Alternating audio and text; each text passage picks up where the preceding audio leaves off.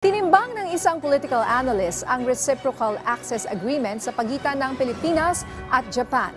Ayon kay Professor Antonio Contreras, bagamat nagkaroon ng hindi magandang kasaysayan ang Pilipinas at Japan noong World War II, ito ay tapos na. At sa katunayan, mas lalong lumakas ang ugnayan ng dalawang bansa sa aspeto ng ekonomiya. Sabi ng political analyst, itong pagkakaroon ng RAA ay panibagong yugto sa pagitan ng dalawang bansa na anya makabubuti sa larangan ng puwersang pangmilitar. The Philippines and Japan are sovereign countries. We have a right to determine how best we can defend our interests.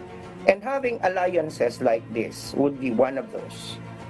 Ang isa sa mga medyo nakakatawa din sa sinabi ng China, binalik niya ang kasaysayan. Sinabihan niya ang Japan na maging maingat kasi kung maalala natin, sabi ng China, kung maalala natin, ang Japan ang nanakop ng World War II. That is already a given fact. But things have changed. That was the 1940s, this is the 2020s, and things are changing. Noon, ang aggressor, ang offender ay ang Japan. Ngayon, ang nagtatangkang sakupin ng mga teritoryo ay ang China. Hindi pa po tapos ito sapagkat yung treaty ay kailangang ratipikahan pa ng Japan at ng Pilipinas.